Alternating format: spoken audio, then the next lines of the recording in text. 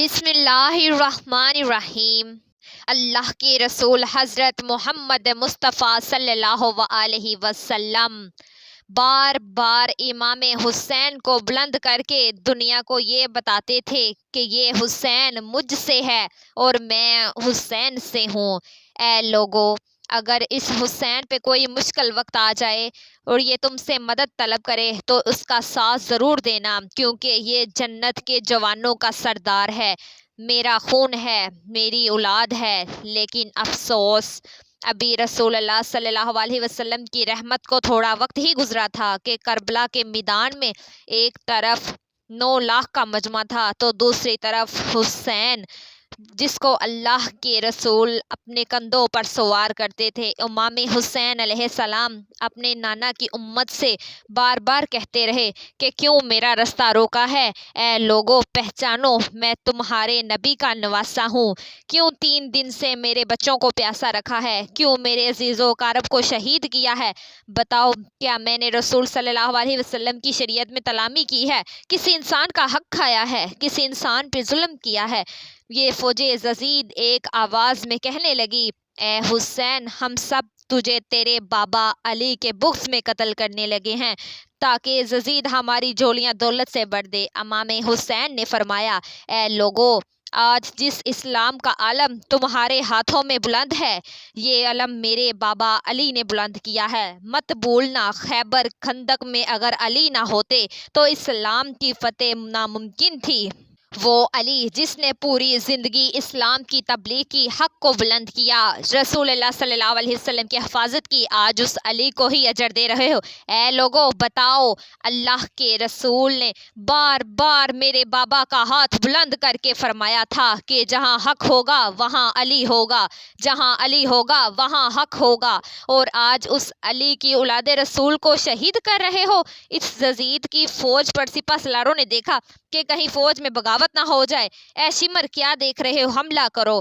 10 لاکھ کی فوج نے جب رسول اللہ صلی اللہ علیہ وسلم کے نواسے پر حملہ کیا، امام حسین علیہ السلام نے اللہ کا نام لیا اور ذوالفقار کو نیام سے نکالا۔ تاریخ گواہ ہے، ایک طرف لاکھوں کا مجمع اور ایک طرف 3 دن کا بھوکا پیاسا حسین ابن علی ہیں۔ زمین پر اس طرح کی جنگ پہلے کبھی نہیں دیکھی کہ ایک تنہا انسان لاکھوں کے مجمع کو اس طرح سے فنار کر رہا ہے کہ فوج اشقیا واپس پلٹ کر بھاگنے لگی۔ امام حسین فوج یزید سے مخاطب ہو کر فرماتے ہیں، آؤ، 3 دن کے بھوکے کی جنگ دیکھو، 3 دن کے پیاسے کی جنگ دیکھو، رسول صلی اللہ علیہ وسلم کے اس نواسے کی جنگ دیکھو، اس کی جنگ دیکھو جس کا جوان بھائی مارا گیا، جس کی جوان بیٹی کو نظروں کے سامنے قتل کیا گیا، جس نے اپنے ہی ہاتھوں سے اپنے بچے کی قبر بنائی۔ امام حسین شیر کی طرح فوج یزید سے لڑ رہے ہیں، اتنے میں غائب سے آواز آتی ہے، حسین، تیرا اللہ تجھ سے راضی ہوا۔ بس اس صدا کا سننا تھا۔ امام حسین علیہ السلام اپنی ذوالفقار کو تھام لیا۔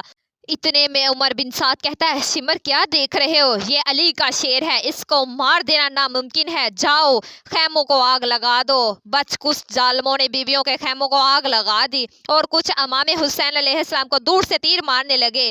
امام حسین کبھی بیویوں کے خیموں کی طرف بڑھتے ہیں، کبھی فوج کی طرف جاتے ہیں۔ عمر بن سعد اور شمر نے فوج کو 4 حصوں میں تقسیم کر دیا اور یہ کہا کہ کوئی بھی حسین کے قریب نہ جائے، جس کے پاس جو چیز ہے وہ دور سے حسین کو مارے، جس کے پاس نیزہ تھا اس نے نیزہ مارا، جس کے پاس تیر تھا اس نے تیر مارتا رہا اور جس کے پاس برچھیاں تھی وہ برچھیاں مارتا رہا۔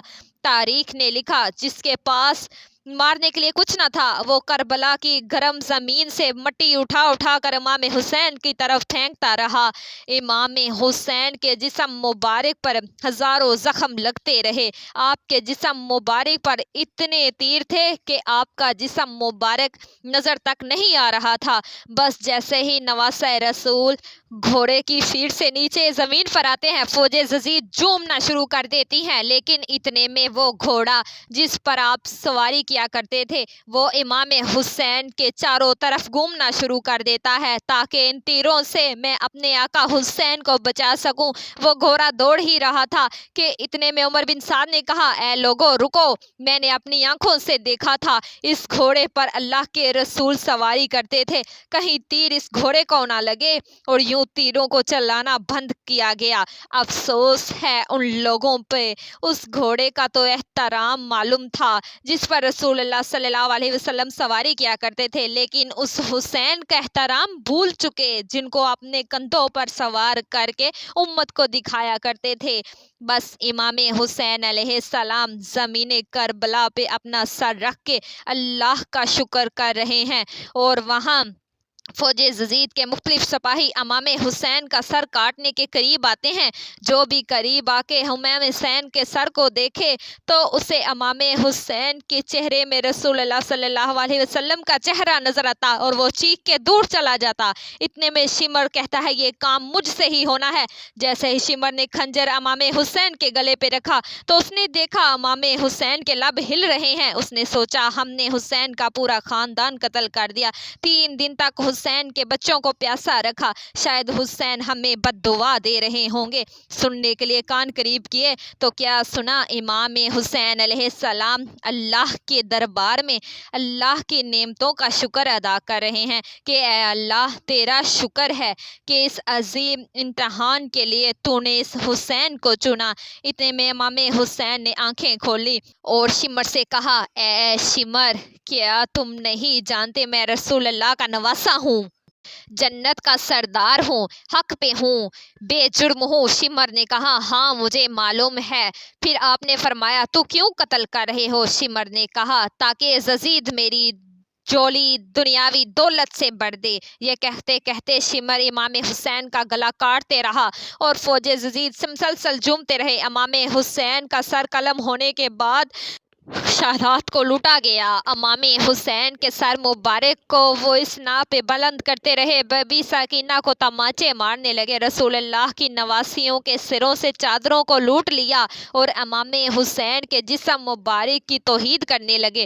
تاریخ نے لکھا، امام حسین کے جسم پر جو جو چیزیں تھیں ان کو لوٹنے لگے۔ اتنے میں ایک شخص امام حسین کے جسم کے قریب آیا۔ امام حسین کے ہاتھ میں ایک انگوٹھی پہنی تھی، اتارنے کی کوشش کی، نہ اتری، وہ انگلی کاٹ کے انگوٹھی لے گیا۔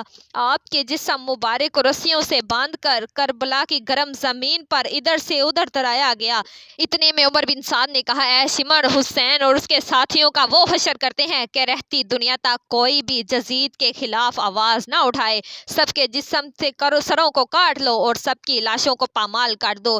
زمین کربلا گواہ ہے، کہیں سے کوئی قبیلہ اٹھ کر آتا ہے اور کہتا ہے کہ ہم حر کی لاش کو پامال نہیں ہونے لیں گے، کہیں بی بی ام لیلہ کا کہتا ہے کہ ہم علی اکبر کا لاشا پامال نہیں ہونے دیں، کہیں بی بی رباب کے قبائل کے لوگ کہتے ہیں ہم علی اصغر کا لاش پامال نہیں ہونے دیں گے۔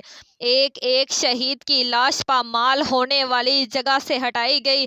تاریخ گواہ ہے کہ صرف رسول اللہ کا اکیلا نواسا کربلا کی گرم زمین پر پڑا رہا اور مغرب کے گورے مشرق کی طرف اور مشرق کے گورے مغرب کی طرف دوڑتے رہے۔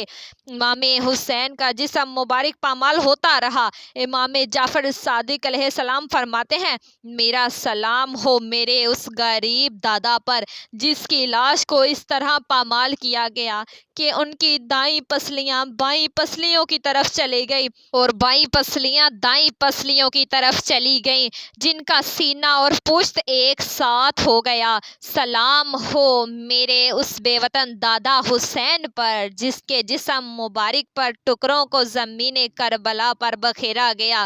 سلام ہو، سلام ہو، سلام ہو، میرے حسین پر سلام ہو۔ اس طرح کی مزید اسلامک اور معلومات سے بھرپور ویڈیوز دیکھنے کے لیے ہمارے اس چینل کو لازمی سبسکرائب کریے گا۔ شکریہ۔